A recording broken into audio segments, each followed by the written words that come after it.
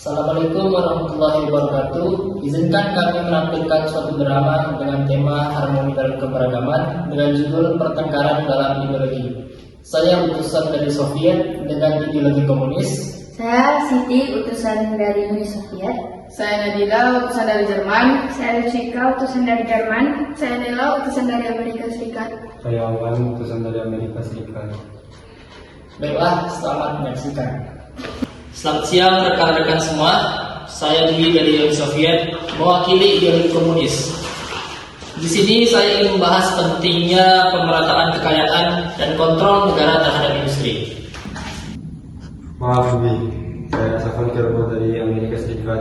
Ideologi kapitalisme kami percaya bahwa kebebasan individu dan pasar bebas adalah kunci kemakmuran.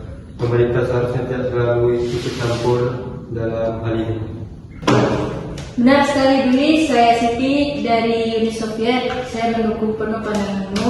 Kapitalisme hanya menyebabkan ketidakadilan sosial.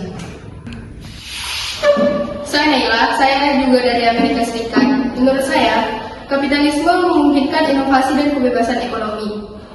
Komunisme terlalu restriktif dan mengekang kreativitas individu. Saya Cika, mewakili ideologi nasionalisme. Bagi kami, yang paling penting adalah kekuatan dan keutuhan negara, baik kapitalisme maupun komunisme. Keduanya harus tunduk pada kepentingan nasional. Saya Nadila, juga dari Jerman, setuju.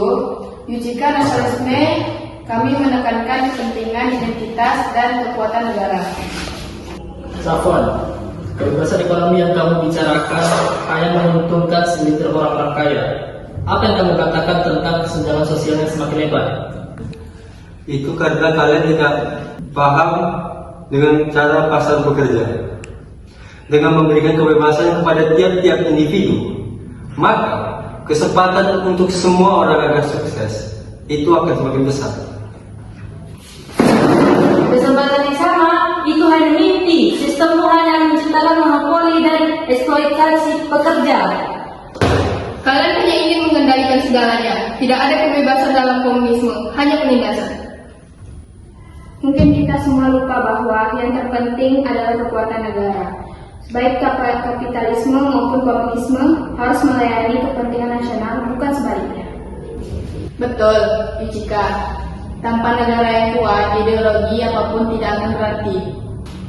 Ya, mungkin ada benarnya. Kita semua ingin yang terbaik untuk rakyat kita. Tapi bagaimana kita bisa menemukan jalan tengahnya? Mungkin kita bisa mempertimbangkan elemen-elemen terbaik dari masing-masing individu. Bagaimana jika kita mencoba mencari cara untuk menggabungkan kebebasan ekonomi dan dengan kontrol yang adil? Itu mungkin bisa jadi awal yang baik. Tapi kita perlu memastikan bahwa ada perlindungan bagi pekerja. Dan juga memastikan bahwa kreativitas dan inovasi tidak terhalang. Itu kedengarannya seperti langkah menuju kompromi. Sebuah negara yang membutuhkan stabilitas ekonomi dan sosial. Ya, kita bisa memulai dari situ. Bagaimana kita bisa mencapai keseimbangan? Baiklah, kita sepakat untuk mencari jalan tengah. Kita akan membentuk komite yang terdiri dari perwakilan masing-masing ideologi untuk merumuskan kebijakan baru. Setuju, kita perlu bekerja sama untuk menemukan solusi terbaik bagi semua pihak.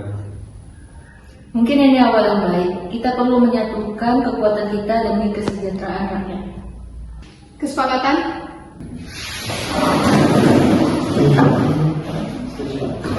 Setuju. Sepakat. Setuju.